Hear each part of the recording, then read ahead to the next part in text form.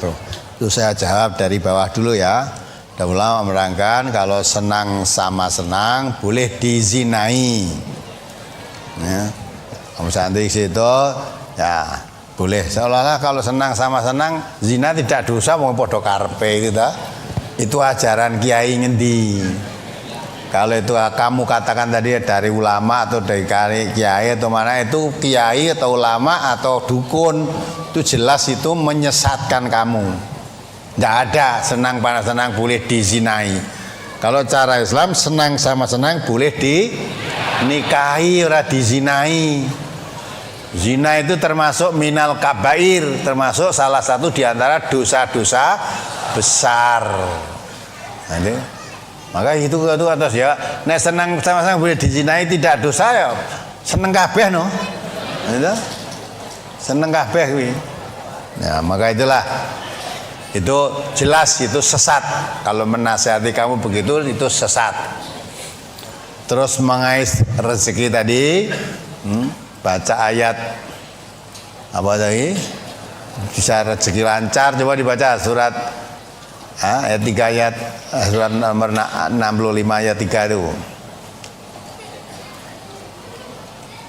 Sebetulnya bukan begitu tuh. Memang Allah memberikan ya, wa may yattaqillaha yaj'alahu min amrihi yusra wa yarzuqhu min haitsu la yahtasib.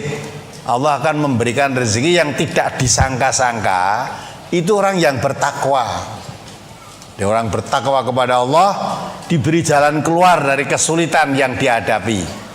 Diberi kemudahan semua urusannya. Diberi rezeki dari arah yang tidak disangka-sangka. Bukan kalau akan mengais rezeki suruh baca ayat itu ya. Syaratnya bertakwa udah. Kalau jadi orang bertakwa, kesulitanmu apa? Diberi jalan keluar. Tidak ada jalan buntu. Dimudahkan semua urusannya. Diberi rezeki yang kadang tidak disangka-sangka. Ora kok terus wah dilalah iki dina iki ora nyambut gawe ora tiba. Dilalah untuk undangan kondangan. Untuk undang kedurian berarti dapat rezeki tidak disangka-sangka. Bukan itu ya. Wah dilalah iki. Ya, bariki untuk undangan meneh kono tanggane slametan diteri sego rezeki ta ora disangka-sangka. Bukan begitu. Itu janji Allah kepada orang yang bertakwa. Bukan untuk mencari rezeki, tapi jaminan Allah kalau kamu takwa dijamin oleh Allah. Bukan tak mau ayat iki ben min haitsu la yahtasib, itu tidak ada hubungannya itu. Coba dibaca itu. Surat At-Talaq dari ayat 2 yang akhir masuk ke ayat yang 3. Wa may yattaqillaha yaj'al lahu makhraja wa yarzuqhu min haitsu la yahtasib wa may yatawakkal 'ala Allahi fa huwa hasbuh innallaha balighu amri qad ja'alallahu likulli syai'in qadara. Nah, itu syaratnya takwa. Coba diartikan. Barang siapa yang bertakwa kepada Allah, niscaya Dia akan mengadakan baginya jalan keluar dan memberinya rezeki dari arah yang tiada disangka-sangka. Nah, itu janji Allah itu. Janji Allah pasti ditepati. Ya, kalau kita ingin jalan keluar, diberi rezeki tidak disangka-sangka, kalau kita menjadi orang yang bertakwa, itu janji Allah pasti ditepati. Jadi ojo kok maca kuwi nggo golek rezeki, takwanya itu dipenuhi. Kalau takwa dipenuhi jelas. Kalau kamu membaca ayat itu nggo nglancarke rezeki malah tersesat jalan. Ndak ada ayat iki diwaca gen rezekine lancar, itu enggak ada. Keterangan dari Nabi, keterangan dari hadis atau ayat Quran tidak ada ya. Nah itu tadi min haitsu la yahtasib, iya syaratnya kamu menjadi orang bertakwa. Itu janji. Sedang Allah itu kalau berjanji innallaha la yukhliful mi'ad. Allah tidak pernah mengingkari janjinya. Coba dibaca artinya. Dan barang siapa yang bertawakal kepada Allah, niscaya Allah akan mencukupkan keperluannya. Sesungguhnya Allah melaksanakan urusannya yang dikehendakinya. Sesungguhnya Allah telah mengadakan ketentuan bagi tiap-tiap sesuatu. Ya kan?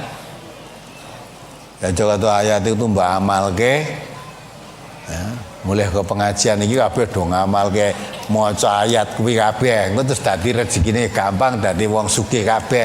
Ndak bakal. Lah, nek maca hati, oh berarti Allah akan memberi jalan keluar dari kesulitan. Allah akan memudahkan semua urusan. Allah memberi rezeki yang kadang tidak diduga-duga. Syaratnya jadilah kamu orang takwa. Yang bertakwa itu artinya selalu melaksanakan perintah Allah, menjauhi larangan Allah. Sekalipun orang atau masyarakat suka atau tidak suka, kita tetap melaksanakan perintah Allah. Sekalipun masyarakat suka atau tidak suka, kita tetap menghindari apa yang dilarang oleh Allah. Itu yang bertakwa.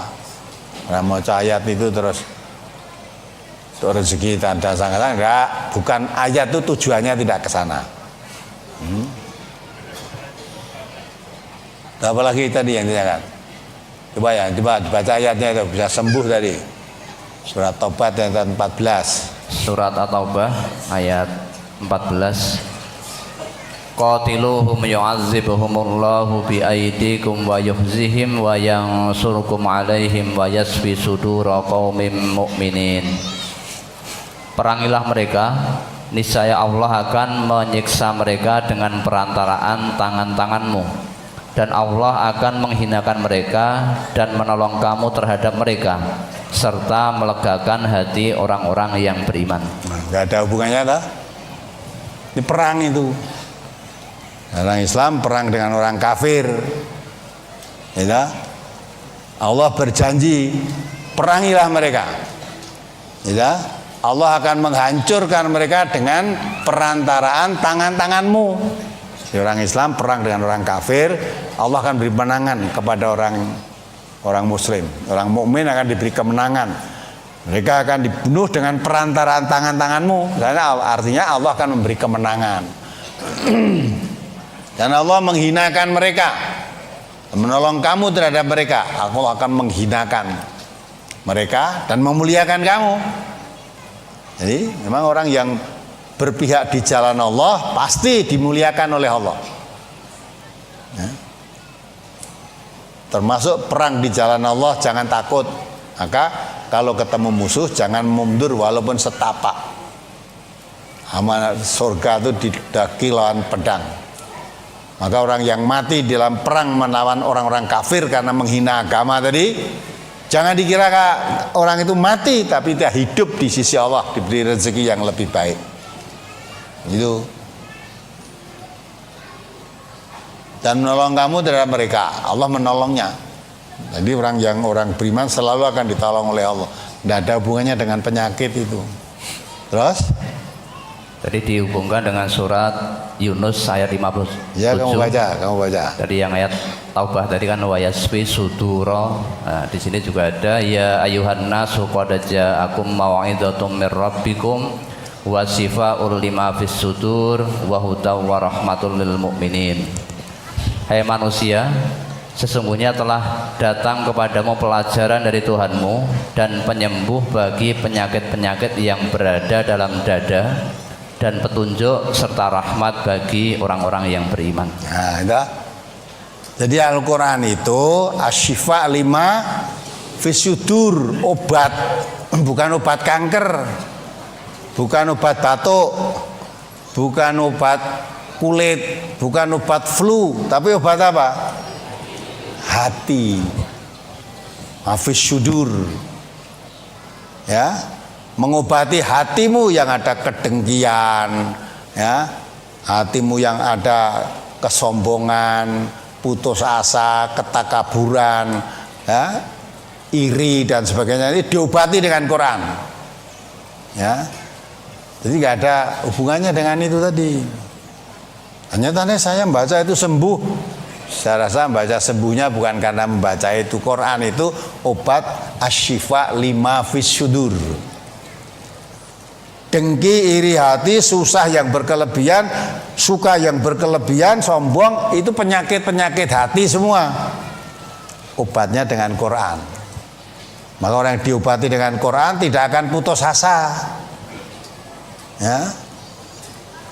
Putus asa itu kan orang itu judek sudah nah, diobati Quran. Misalnya ngelamar kono ra ketompo, ngelamar gaweane ra ketompo. Nah, itu semua judek ta akhirnya. Sarjana nggawa ijazah sarjana rono rene ra ditampa. Nah, bingung akhirnya.